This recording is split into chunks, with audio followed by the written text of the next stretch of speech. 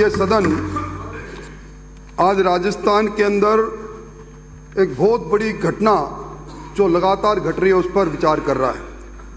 मैं अपनी बात कह रहा हूं अध्यक्ष महोदय, उसी समय इस जयपुर की राजधानी घाट की गुणी पर हजारों विद्यार्थी और बेरोजगार डॉक्टर किरोड़ीलाल मीणा की अगुवाई में धरना दिए बैठे हैं। मंत्री महोदय, मैंने आपका उत्तर सुना और आपने बचाव मुद्रा में आकर 2013-18 की सरकार में प्रश्न पत्र लीक का चर्चा की। देश के कई राज्यों की आपने बात कही। ये तो वो बात हो गई कि जुल्म कहीं भी हो जाए, अपराध कहीं भी हो जाए, मेरे यहाँ भी अपराध करेंगे इसलिए सम्य है। अध्यक्ष महोदय, ये जो मामला है, 18 महीने में राजस्थान के अंदर 28 परीक्षा हुई, 1,30,00,000 अभ्यर्थी उसमें बैठे और जिन्होंने 400 करोड़ रुपए सिर्फ परीक्षा का शुल्क दिया और उसमें से 16 पेपरों का अलग अलग परीक्षाओं में आउट हो जाना और उसके बाद मुख्यमंत्री जी का ये बयान आ जाना कि प्रश्न पत्र लीक होने के अंदर अधिकारी और मंत्री या नेता नहीं है। मैं समझता हूं अपने आप इसकी गंभीरता की बात अपने आप सामने दिखाई दे रही है। और इस बार तो हद हो गई, प्रश्न पत्र सोशल मीडिया में नहीं, चलती बस के अंदर 24 दिसंबर को आउट होता है और यही बस एसओजी जांच करती है। जब जांच में सामने आती है 21 तारीख और 22 तारीख को भी उसी टोल के नाके से निकलती है। एक प्रश्न पत्र आप रद्द करते हो सेकंड ग्रेड टीचर में और उससे 21 और 22 के 2 प्रश्न पत्रों पर आप बात नहीं करते। और मैं निवेदन करना चाहता हूं कि ये जो अभी जांच हुई है, इसमें कुछ किरदार फिर सामने आए, सुरेश बिश्नोई, सुरेश डाका, भूपेंद्र सारण और भजन लाल। और ये भी एसओजी ने कह दिया कि अजमेर, जयपुर, जालोर में यह प्रश्न पत्र 10 लाख से 15 लाख में बिका।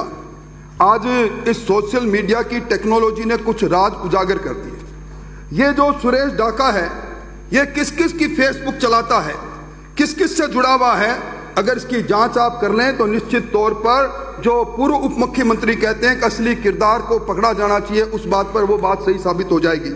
आज अध्यक्ष महोदय, हद तो तब हो गई जब जिस एंटी चीटिंग बिल के बात पर आपने भूपेंद्र सारण का मकान तोड़ा, उस किराएदार, उसका मकान का मालिक दूसरा था, उसने जब एसओजी को कहा कि मेरे को ये किराया नहीं दे रहा था, मैंने ऐतराज जब किया तब इसने मुझे मंत्रियों के, आईएएस लोगों के नाम लेकर धमकाए।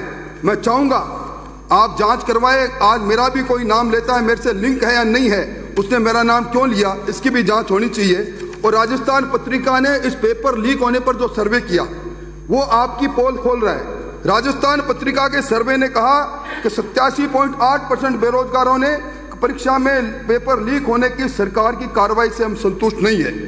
88.5 ने कहा कि बार बार पेपर लीक होने पर सरकार परीक्षा का पैटर्न को बदले। और आपने जिस जस्टिस विजय कुमार व्यास की समिति का जिक्र किया, आपने जिस पूर्व आरपीसी के चेयरमैन एमएल कुमावत की 18 अप्रैल 2020 को जो समिति उसका जिक्र किया, जुलाई 2022 सभापति महोदय इनको पूरी रिपोर्ट मिल गई और इस व्यास कमेटी के आधार पर और इस कुमावत कमेटी के आधार पर इन्होंने निर्देश जारी जब किए, वो अभी इन्होंने अपने उत्तर में कहा हमने इस एक डेजिग्नेटेड कोर्ट आपने अगर इस एंटी चीटिंग बिल के प्रावधान के अनुसार बनाया हो राजस्थान में, बताएं एक भी जो पकड़े गए, मैं समझता हूं पहली बात नहीं। अध्यक्ष महोदय, मैं बड़े नम्र शब्दों से कह रहा हूं, वन कांस्टेबल की परीक्षा, वन रक्षक की परीक्षा और ये सेकंड ग्रेड टीचर की परीक्षा, ये उस समय हुई जब एंटी चीटिंग बिल प्रभावी हो गया था। आपने कांस्टेबल की परीक्षा रद्द हुई, आपने खुद अपने उत्तर में कहा वन रक्षक की परीक्षा रद्द हुई। आपने उसमें एंटी चीटिंग बिल के आधार पर उन माफियों के मकानों को अटैच क्यों नहीं किया, उन पर जुर्माना आपने क्यों नहीं लगाया, डेजिग्नेटेड कोर्ट में उनके खिलाफ आपने वो क्यों नहीं किया चालान पेश। आप वही हैं, आपने अभी रीट की बात की छुपाई इससे। रीट के अंदर जो डीपी जारोली और जो प्रदीप पाराशर, जिनको आपने दोषी मानते हुए गिरफ्तार किया, मुझे बड़े अफसोस के साथ सदन को कहना पड़ता है, इन सारे दोषी लोगों को आपने न केवल वापस बहाल कर दिया बल्कि इनको कह दिया, क्लीन चिट दे दी कि इनका कोई दोष नहीं। आप मुझे बता दें, डबल लॉक के अंदर से प्रश्न पत्र चोरी होता है और उसके बाद भी आप कहते हो कि कोई जिम्मेवार नहीं। ये कौन सी जादूगरी है, इस पर भी आपको निश्चित तौर पर करना चाहिए। और अध्यक्ष महोदय, मैं एक जुम्मारी से कहकर मेरी बात को समाप्त करूंगा। कांस्टेबल की परीक्षा 14 मई 2022 को आपने रद्द की। एंटी चीटिंग बिल इन्फोर्स था। एसओजी ने उदाराम के नाम के व्यक्ति से प्रश्न पत्र जब्त किया। एसओजी आगे नहीं बढ़ी क्योंकि एसओजी को यह प्रश्न पत्र सुरेश ढाका ने दिया। और अब आपने उस उदाराम की संपत्ति जब्त की क्या? आपने उदाराम के मकान को तोड़ा क्या? आपने किराए के मकान को तोड़कर उद्गम की उस संस्था को, भूपेंद्र सारंग की संस्था को, किराए पर चलती थी, जो ये खुद किराया नहीं देता था, जो कहता था किराया मांगने पर मुझे मंत्री के नाम से धमकाते हैं, कौन ये मंत्री? आपने कार्रवाई नहीं की। मैं समझता हूं इसके साथ ही जब ये कांस्टेबल की परीक्षा में दिवाकर स्कूल जो जोटवाड़ा का है, यहां सामूहिक नकल हुई। एसओजी की जांच है, जांच की रिपोर्ट के अंदर आप देख लो।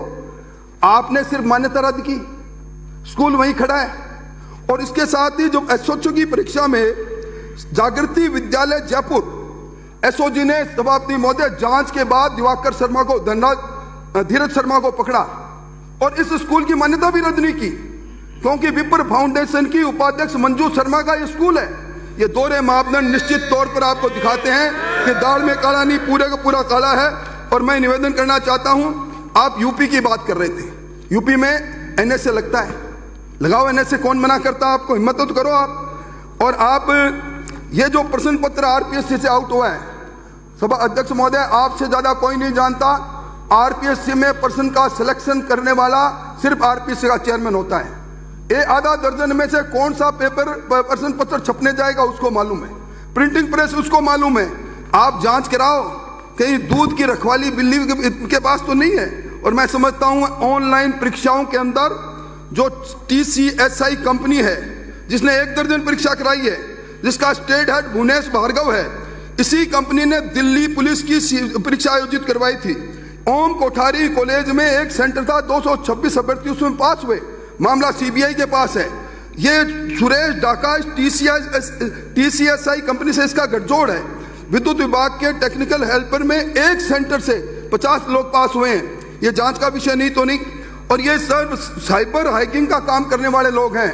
इन्होंने इन सत्तारूढ़ दल के यूथ कांग्रेस के चुनाव में साइबर हैकिंग करके और अपने चाहते उम्मीदवार मुकेश भाकर को हराया और सुमित गोदारा को चलाया। ये तार कहीं से कहीं जा रहे हैं। मैं चाहूंगा एंटी चीटिंग बिल के नाम पर कुछ लोगों पर कार्रवाई करना, कुछ लोगों को छोड़ देना, और जो लोग आज इस पूरी परिधि में आते हैं उदाराम तक जाकर आगे नहीं बढ़ना।